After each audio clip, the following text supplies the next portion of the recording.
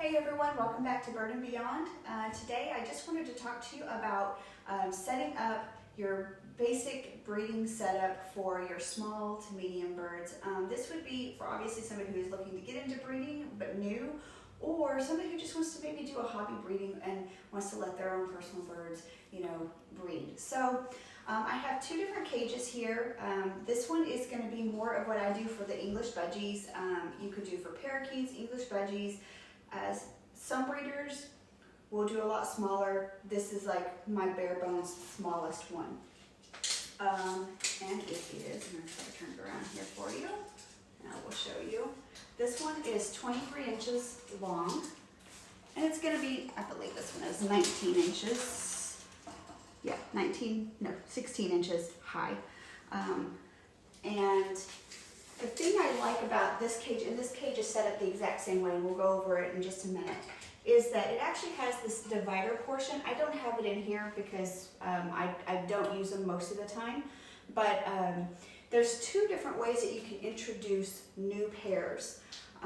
One is to just go ahead and put your male in, let him be in the cage for about a week to take ownership that this is his domain.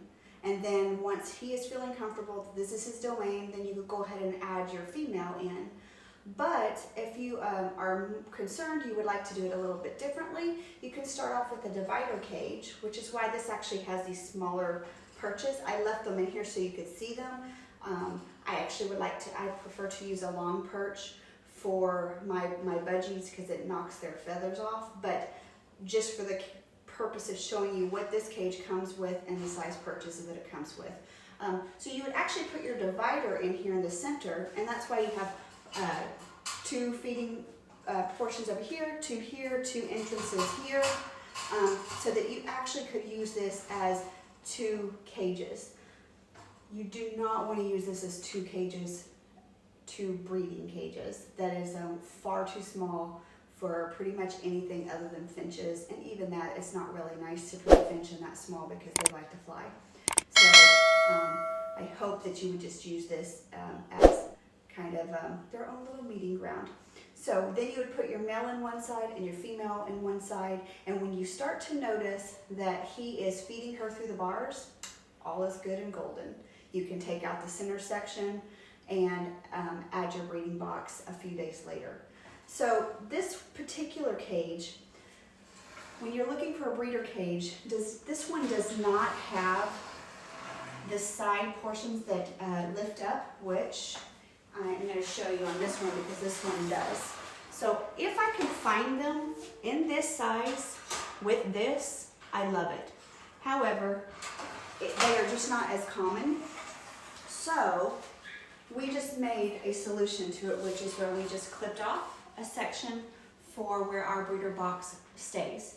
Now, what you want to do, and what we've done if you have multiple cages, is we do one box this side, the next cage, if it's above it, not stacked on it, but on a stand, we do it this way and this way, so on and so forth. So we only do about 3 to 4 because I'm not any taller to be able to get up to them.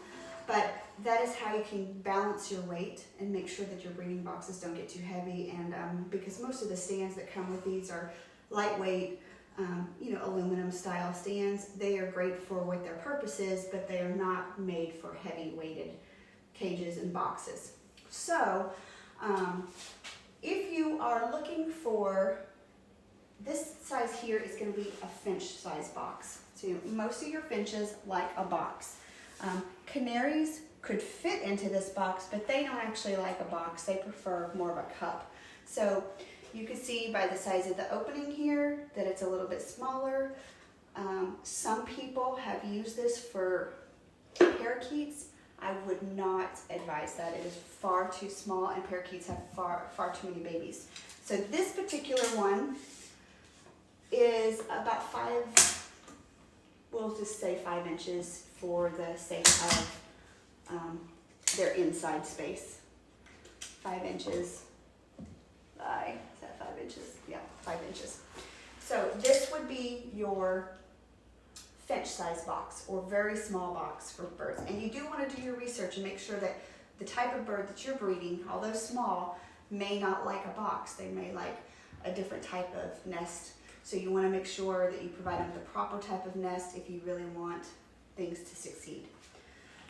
So this is actually your parakeet, English budgie, and most of the time your lovebirds. Lovebirds like this type. Parrotlets would teeter probably between this and this. I don't raise parrotlets, so you would definitely want to do a little bit more reading on it. But this box is 6.5 inches by 7.5 inches. So, and you might be like, oh wow, that's just a little bit small for them, but this is the size that they like. I've tried giving them bigger boxes, especially because I have some kind of big English budgies, but this is the size that they have just loved, and it works. I haven't found one that doesn't like it. However, if you have a set, any kind of budgie or any set of birds that is not breeding for you, you might try either going a size up or a size down in the box, because birds actually have where they feel safe, where they feel comfortable, and what they feel like they can guard. So the male has kind of a different task. He guards from the outside of the box, whereas the female is from the inside of the box. And so if either one of them feel like it's too big, that they can't handle it, you might have to go down a size. But again, for the parakeets and the English budgies, and I have a lot, these guys, this one is perfect. This next size up is actually more of like your green cheeks, your cockatiels. Nothing really bigger than that. You want to stay in that size frame. You could actually, some of your sun conures like this size. It'll be specific to the pair. Some will want it a little bit smaller, and that's when they'll breed. Some will like it just a tad bit bigger, and I don't mean like very much bigger, just a little bit bigger, but that's where they feel comfortable. So sometimes it's a little specific to your pair. But this one, as you can see, also has a bigger opening, like I can completely reach my hand through. So you want to make sure that your bird, the parent birds, can get through easily and not struggle. This one is 9.5 inches. And by 9.5 inches squared. The other thing is, depending on where you buy your boxes from, some will come with the little hooks, some will not. They're never screwed in. They're going to be on the inside of the box. And you also see a lot of times it comes with this little perch, but it'll be loose in the box. You might think, oh, I need to put it on the outside. It actually goes on the inside for your birds so that they can get into the babies easily and feed them later. And it doesn't smush them either. And it doesn't smush them.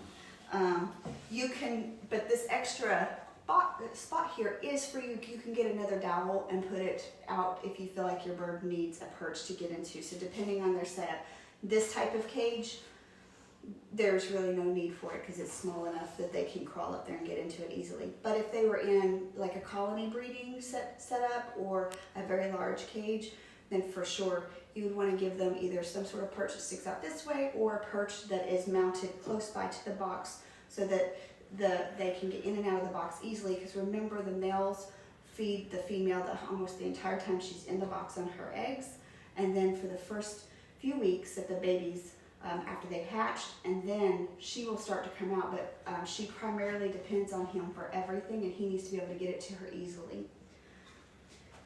So these are my 3 favorite size boxes. You can order them usually online. If you can find a local wholesaler, you can get them there. If you want to see them online, we can put a link for you below of where we get some of our boxes.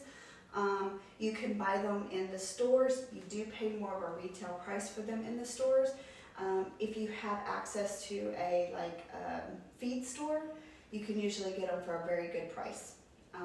Also, the hooks we use are brass. I use a brass hook. They're strongest, and you don't have to worry about them corroding or rusting or anything. So, this one didn't have it on it. So, I got it. okay. Some people, I prefer to put my breeder box on the outside, like so.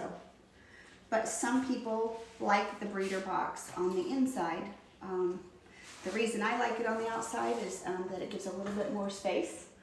And I can just peek in here. I can like barely just peek in. I can see what's going on without disturbing anybody.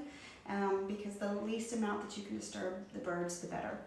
So I prefer it on the outside, and hence why we cut the hole and why I like the one with the access. But if you prefer a different setup, that's okay. You can put your hooks on the back side. It just still depends. See, this is going to be where it comes into be a problem. Like so, even my smallest box isn't going to fit in here, so that's not going to work. But there are some cages, like this cage, that it would fit in, and you could mount it on the inside if you chose to. So see, you could mount it on the inside. Again, I wouldn't do that. Causes a lot of issues. You're going to end up, first of all, poop all over the top of your box. That's not going to be healthy. Every time you have to lift it up, it's going to cause poop to go inside the box with the babies, and well, it's just not a good mix. So these are a couple of the things that you would want to get into on that. So again, this is going to be more of your very small to your medium birds. Like I guess they still qualify small, but some of my English budgies are pretty big. So to your budgie size. This cage is going to be more of your medium-sized birds, which a cockatiel pair can be in here comfortably, and so could a green cheek conure pair. So this particular one is 30 inches, and it is going to also be the 19 inches, right?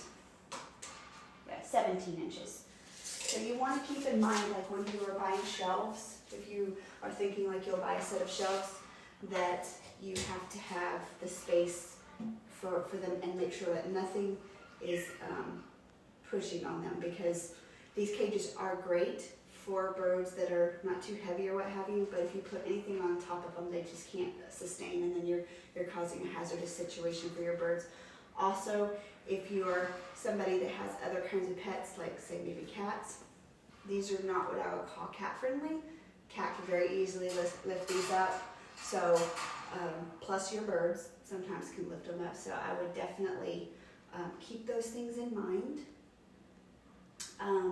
So this cage has the exact same setup where you have the divider. It comes with the divider, so you can put your birds in, wait till you see them bonding. This is, I have used it for birds that you might have actually seen when we paired our lorikeets. I was very concerned because both were friendly, but the male's very aggressive lately with his hormones. So we did use the divider in this cage to let them get to introduce to each other and see how everything was going. And when he was feeding her, we went ahead and took that cue, took it out, let them be together, and then we moved them to their bigger cage. This would be too small for lorikeets to breed in my opinion. So they are actually in their bigger breeder cage now with their bigger box than even what these are. But this cage still worked perfectly for me to introduce them and make sure that nothing aggressive was going to happen, because, you know, birds sometimes can get aggressive, and it doesn't mean it's just the male, sometimes it's the female. So if you have a bird that, you know, you're having those issues with, you can do that. I've also heard some tales where people had, one of them became aggressive after the fact, so they went ahead and put the divider back in so that the male could still feed the female. She just had to come out for it, but it kept everybody safe. So the bird cages are easy to find. Again, you could look online. There are so many links. We'll put a link in here as well for the bird cages. Same thing, you might want to look locally for your wholesalers. I did want to touch base. If you decide to buy something used, I'm definitely great. I really agree with repurposing. This These cages are perfectly fine.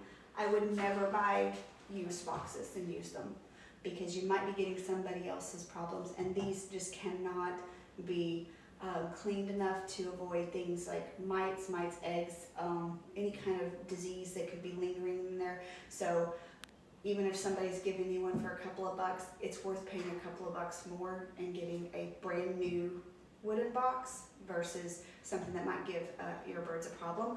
But anything that can be sanitized, hard surface, go for it. And if you do buy something used, make sure that you look for no rust, because rust will kill your birds instantly within a day. So those are the things to look for. But I hope that this video helps you to at least know what you're going to need to get started. If you're a hobby breeder or a bird breeder, or and we've got some great bird cages and your nesting boxes. So look for the links below, and make sure you subscribe, because we have our next video is going to be on English budgies and setting them up specifically. We've got a new pair and want to show you exactly from A to Z how we do it with the English budgies. So please subscribe. Thanks, and have a great day.